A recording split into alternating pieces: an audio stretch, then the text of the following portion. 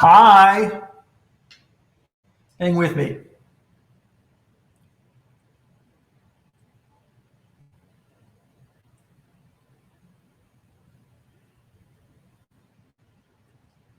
Hang with me just a minute, folks.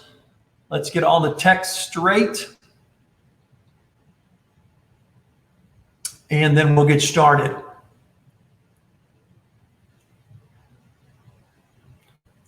There we go.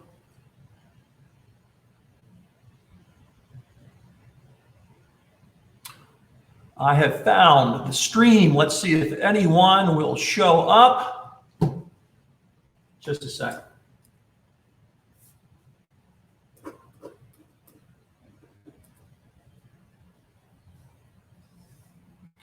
We are live. And hey, Tariq, how are you?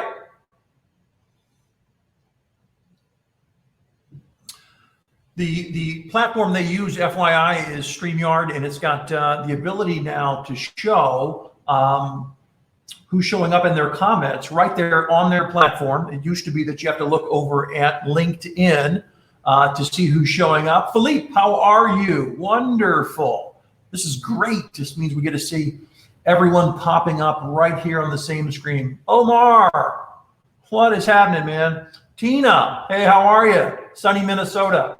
Tina, I grew up in Burnsville outside of Minneapolis. I haven't been back for a while. I miss that place. Margarita, Yasmin, all right. Lovely to see all these people. Hi, everyone. Hopefully we'll have lots of folks join us. This is your weekly stream live with Dr. D. Hi, how are you? I am well. I'm staying busy. I love to start with that. We're going through some stuff. There's not many places on planet Earth that have avoided the challenges that we're all seeing with the virus. I'm in Texas. Now, if you read the news, you know that we're going through some interesting trials here where we're opening up. I don't know what's going to happen. My root kind of rule still stays the same, which is to really listen to doctors and scientists more than anyone. And I wear a mask when I go out. I don't go out that much. So there you go. I'm very excited to see what happens, and most importantly, I'm still just holding out for a vaccine. Professionally, staying very busy, getting more and more used to a stream. If I haven't told you yet, I have some exciting news. In the next few months, I hope to be building and quickly finishing a new home studio. That is for Zoom calls and coaching and live stream events just like this one, live virtual talks and keynotes for my clients, and for the creation of many new video and audio products. I can't wait. I have so many things I've been working on in terms of products to help you people just like you make their careers more thoughtful, intentional, successful. I think a lot about productivity and the professional, and I can't wait to tell you the specific new courses that are coming down the pike to help you really embrace some of these ideas. I love it. Daniel, how are you? Luan, hi. John, hello from the UK. How you doing, man? Lisa, Kim, good to see ya. Oh, Chunky. What's up, Chunky? We're going to get chunky today, Kim. It's nice. I've done this just long enough to start having inside jokes with all of you. All right. Today's big topic is emotions. I love this topic. Listen, if you don't already know this, we are facing a very, very new life at work in terms of emotions. Now, I see this in three stages. There was the majority of work history since the Industrial Revolution where emotions weren't the topic. People didn't think about them. People just showed them however they felt like, and they either got them in trouble or helped them. But there was no science. There was no debate. It really, frankly, was just kind of a taboo thing. At work, you're not supposed to be an emotional human. You're supposed to be an employee. That's the history that's now gone. Then we started an interesting period in the 1970s, give or take, when a guy named Goldman and many other thinkers, writers, theorists, social scientists of many different types, including yours truly, started to think about emotions in a more deep manner. And there's a movement, again, thanks to Goldman and lots of his colleagues, a movement that kind of rose up. This is stage two, called emotional intelligence. You've probably all heard of emotional intelligence. Now, a lot of emotional intelligence, or sometimes people call it EI, for many years now that we've made progress, that we're somehow emotionally intelligent at work. Not true.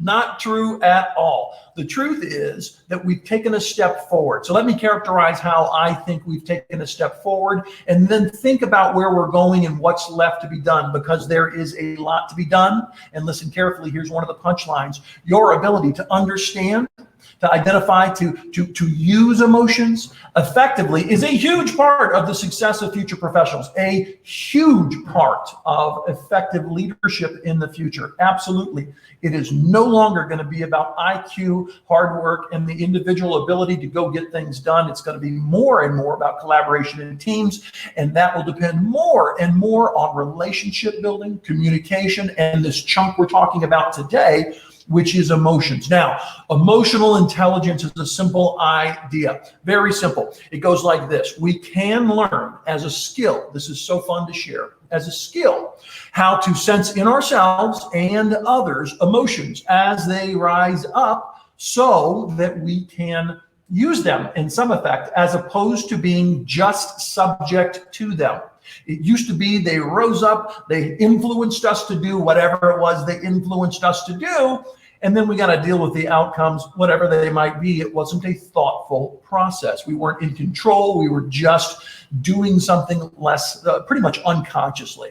Emotional intelligence helped all of us step forward in terms of awareness. Now, what's the actual impact in the average workplace for this long 30 years or so that we've seen people really trying to take emotional intelligence seriously? Well, I'm going to upset some people and be honest with you. I think that the real benefit is fairly simple, fairly singular. We've really emphasized the need for more honest and positive emotions, and emphasized the need to check and get rid of a lot of unnecessary negative emotions. That's not intellectually terribly complex or interesting, but it's very important. Come on, we all work more than we do anything else. You know this, right?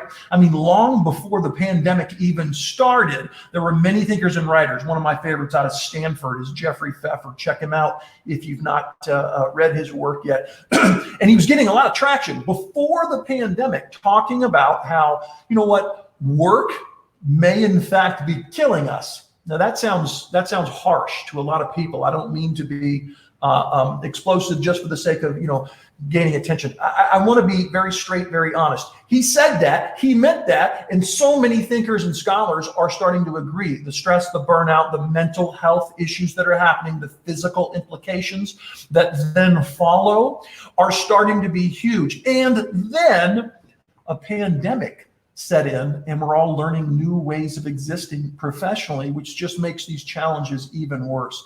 Emotions cannot be bottled up or seen simply anymore. They need to be recognized for what they are, increasingly in the science, which is to say front and center for how we connect effectively with others and become productive at a very high level. Absolutely, positively, one unexpected downside, bet you never saw this coming, unexpected downside of emotional intelligence is the fact that a whole lot of people, once we helped them build awareness that emotions matter and we shouldn't allow negativity everywhere, well, what did people do? A ton of people have interpreted this as meaning, emotions probably aren't great, basically speaking, aren't great at work. And so you know what I'm going to do? I'm going to become emotionless. Have you ever seen someone give a presentation and you know them in the hallway? Let's say their name's Bob. And when you talk to Bob, he looks like me. He smiles and he has emotions. And then Bob stands in front of the room and the Bob that you know goes away and this guy shows up. And he starts to present and has no emotion whatsoever. And he inspires nor informs anyone because the emotions have been checked as somehow inappropriate. Listen, so many people believe that without even knowing that they're believing it at work. And I want you to know that is not productive. Hey, guys, Hussein, John, so many people. Hi, from Iran. Great to see you. Zoe, London, glad that you're here as well. Listen, It used to be that we couldn't talk about them, they didn't exist. The next big phase, which I think we're leading around emotional intelligence, is very simple. We've recognized that they matter, that they're part of the human experience, and that we better tamp down on the negativity because there's so many outcomes that are ugly. But we have yet to really elevate the study of emotions to where they need to be. And I am here to tell you that in the next 30 years, you will see emotions become a central topic in almost any talent discussion or any leadership discussion. You will, you absolutely will. Follow me.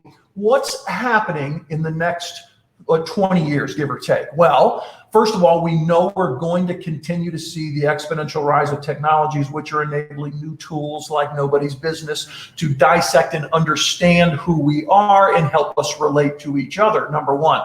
More importantly, follow me, we're going to see a massive retirement of boomers. Call them gray hairs, old people. I love them. Hey, if you're looking closely, I've got a few myself. We're going to see what's called the silver tsunami. And as the boomers start to retire around the world in all kinds of numbers that'll blow your mind, we will see women, minorities, and young people take over in proportions that will blow your mind. I'm very excited about this for a lot of reasons. We need all kinds of new thinking in leadership in general. I think that's true when you look at the scope of the challenges we face, the problems we're trying to solve in society today. Having said that, there's some emerging good research about younger talent, about female talent, about talent in general that we've not seen before and how it's going to play out. And it's looking good. I'll just pick on males versus females as a classic place a lot of people begin thinking about this issue. There's plenty of emerging research that says that women on average over time are going to be as effective and very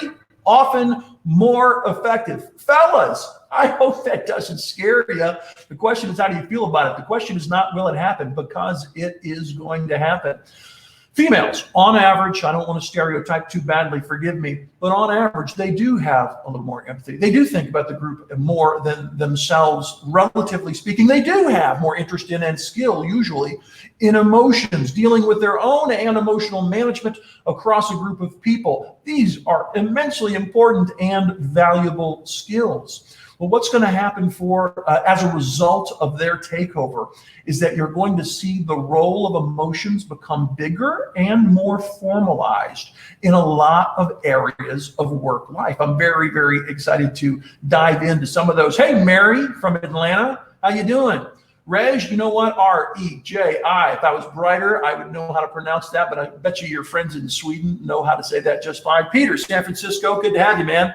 So listen.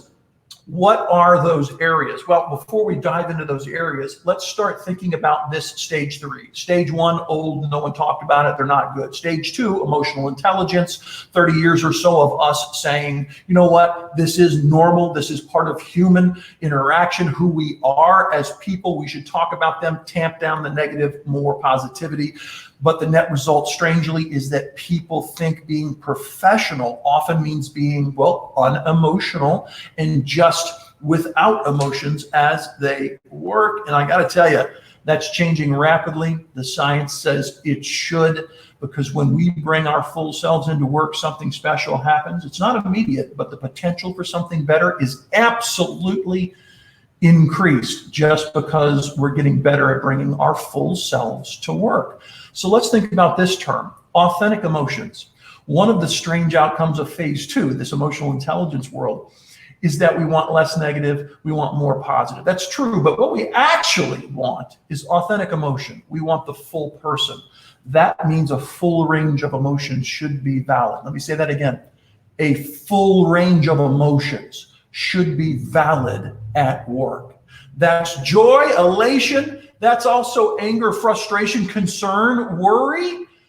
Generally speaking, a full range, because that's who we are. Why are we denying this any longer? I don't know. Should be normal. I think when you think about authentic emotions, you have to start with that full range, because if you don't validate that, you're not validating a person's humanity. And then what are we doing? What are we doing? Yes, we should be balanced. Now, what I've argued as an authenticity guy for a long time is that we over censor like crazy. We need to let down that wall a little bit, pull that curtain back just a little bit, more humanity, a little more personality, a little more candor. That's authentic interaction. I know, and I have to recognize you can't do that all the way, all the time. That would scare people. That would be inappropriate. I'm simply telling you that for professional success, we know that we have to do it more. We want the full range of emotions. We want them honestly shared. That's candor, but not fully all the time. We do recognize there are boundaries at work. I'm simply alleging there have been too many boundaries that aren't productive. That's all I'm saying. So authentic emotions have to be more honest, more balanced. And here's the big kicker. Are you ready? The big kicker is they have to be managed. And when I say that, I'm not talking about just emotional intelligence. I'm talking about emotions being a regular part of conversation, not just a rare occasional thing we go to training for. Or maybe if you're lucky and have an exceptional mentor that you hear about. I think it needs to become a normal, common occurrence to talk about emotions. What does it mean to be an effective leader in the future? You're not going to have to be a trained psychologist, psychiatrist, counselor of any kind. But, and this is from the heart, this is data backed, this is observational backed, you will be expected to be more than you are today. There is an informed, skill-building middle ground between not caring at all about assessing and managing emotions and being a psychologist or some other highly credentialed relationship expert who has a great depth of experience talking about emotions, among other things. There is a new proficient middle ground that has begun to emerge and will get stronger and stronger and give you value in the market, by the way. It's not just about correctly relating to understanding a person, correctly relating to optimizing a team. It's also about you and your worth to the organization, your worth in your profession, your worth in the market. These are going to be increasingly expected and valuable skills that will go on your resume and will frankly be what you're known for. The only question is whether or not you're known to be good at it or not. Elvis, my friend, that's a name. I love it. I grew up in Memphis, Tennessee. I have to throw that in there. He says hi from Charlotte. We got Brad in Michigan. We got Tony from Columbus, the all-American city. Tony, I'm glad you're here. I'm having a blast ranting a little bit about emotions and how we're going into stage 3. Stage 1 was the longest. It's long gone. No one cared about these things. They were considered just almost non-existent. Stage 2, we're still in for a while. Emotional intelligence has helped us think in productive ways about maybe how we experience them and how others experience them. But there's been a strange, it's hard when you get into new skill areas. You collectively embrace them, you take a step forward. Sometimes that means you also take a step back. And in this case, well, we clamp down on emotions too much. Listen, you need more positive emotions at work. They tend to spur so many things that we care about. They build relationship bonds and comfort in relationships like few other things. They have to be genuine. They have to be sincere. That's a beautiful caveat.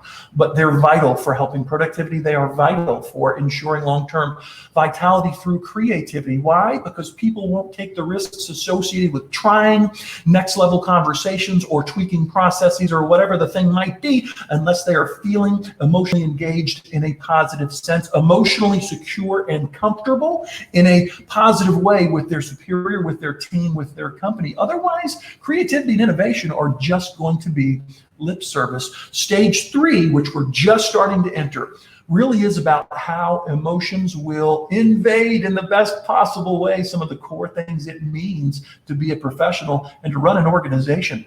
They will show up in hiring.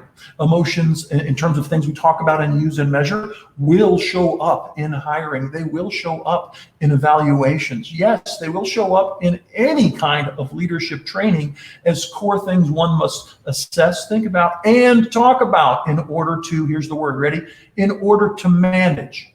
We've talked forever about culture. Culture's a fun, but often kind of ominous concept. It's been around for a long time. It's not going anywhere. It's this collective bunch of stories, beliefs, and ways that we kind of exist and accept our existence and believe. I like it, but it is, you can tell just the way I'm describing it, it is amorphous, hard to define. I think you're going to see it shift towards an emotional focus, because when you think about our collective experience, what's more collective, what's more shared than an emotional vibe at work? Once it gets past a few people, emotions, which have been studied a lot, are like a virus. They move person to person, group to group, and become a legitimate identifier or characteristic of a group. Now that will vary over time, like mood, emotions change. Having said that, understanding how to use them is going to be part and parcel to your future effectiveness. Story about metrics, probably understand. Looking for questions. If you have a question, please feel free to submit it in the comments, and I will jump in and do my best to answer. In the meantime, listen.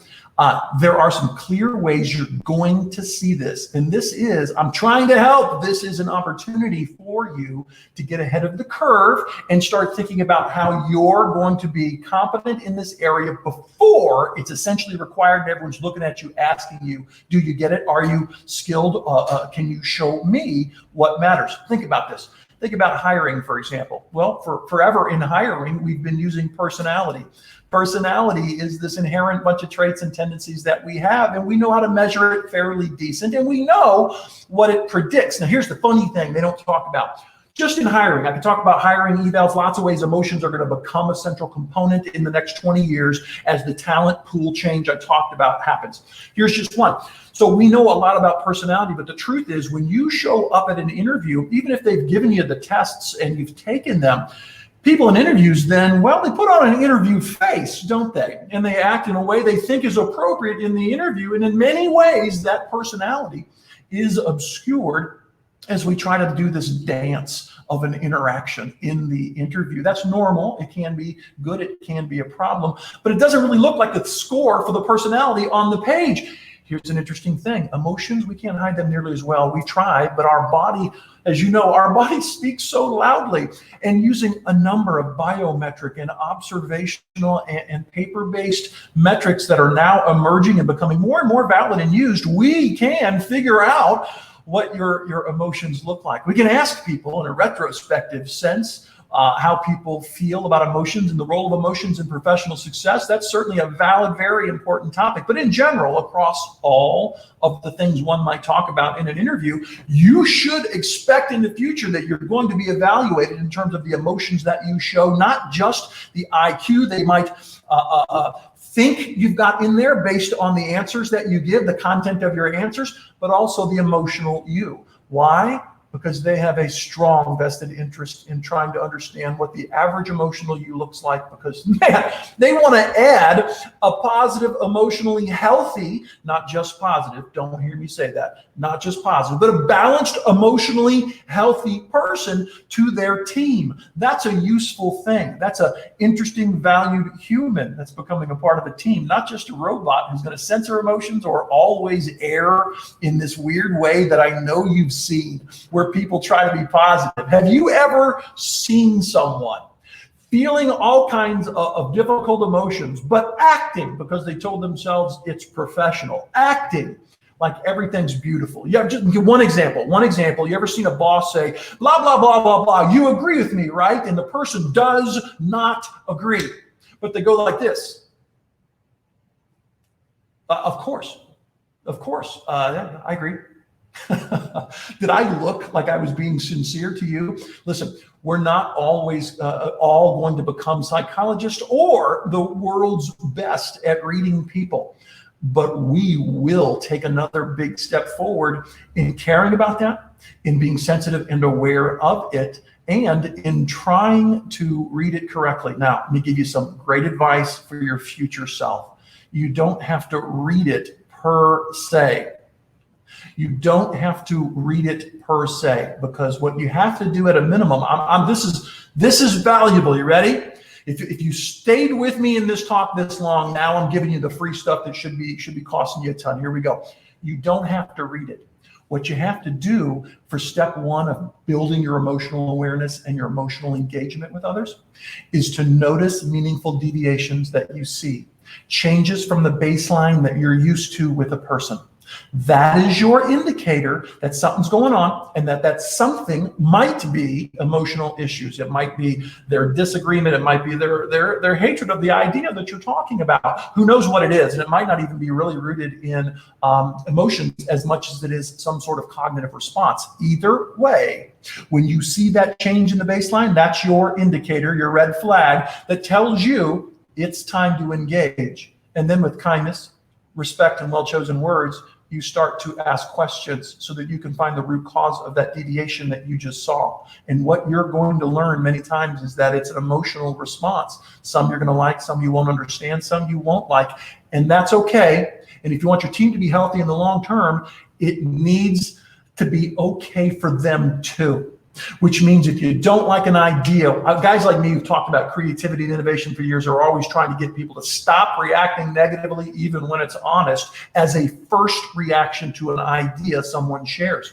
The same goes for emotions. No matter how you genuinely feel about what you think you're discovering, about what they're emotionally experiencing, starting anything other than positive, accepting, and frankly, listening more than talking is damaging and will make the problem you face, the challenge you face, bigger, not smaller. So start not by trying to be the greatest reader, by the greatest observer and then honest questioner in order to engage and draw the conversation that helps both of you get a little bit more candid about what you're experiencing. That is step one to having a much more productive exchange, as opposed to ignoring it, as opposed to assuming you know what's going on, both of which long-term cause far more problems than they solve. Bob, thinking about different modalities will become more common in the workplace.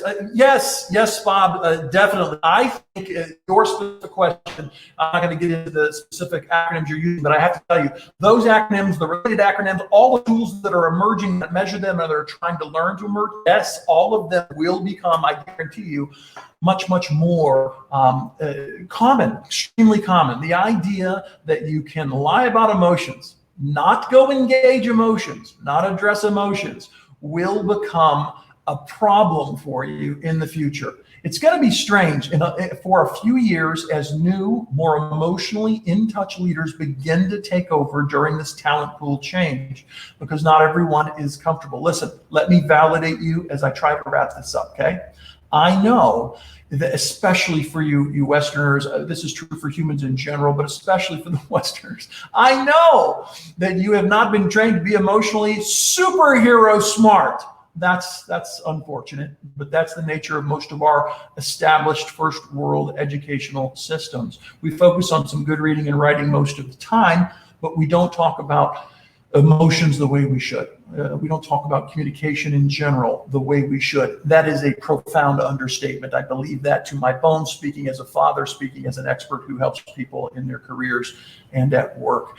We will change that. And sometimes, we've seen this many times, it will start at work, not in the educational system. You listening to me right now may in fact be at the forefront of helping large numbers of humans take a step forward in this fundamental space before schools actually get their act together. Hey, no pressure. I hope you're ready for that. Let me wrap up by telling you thank you for joining me. If we're not connected on LinkedIn, we should be. So please reach out and connect and follow me on LinkedIn so you'll always receive notifications of talks just like this one. If you have questions you want to ask, which is always the case, and you didn't do it publicly, that's okay. Reach out on LinkedIn. Send me your question. I would love to give you my 10 cents. Don't forget, by the way, when you go to my website, that's www.dewett.com. You can sign up for the newsletter, which keeps you up to speed and in the loop on everything I'm doing, the courses I will be creating in the near future, the next book that's coming out, where I'm speaking, etc. By the way, I just bid on a gig in Tokyo and said yes to one for a state level gig in Iowa next year. I'm so excited. I'm a little scared of airplanes, but I can't wait to do it. Anyway, I hope your day is productive and, well, emotionally engaged. That would make me very happy. Thanks for being here. See you next time.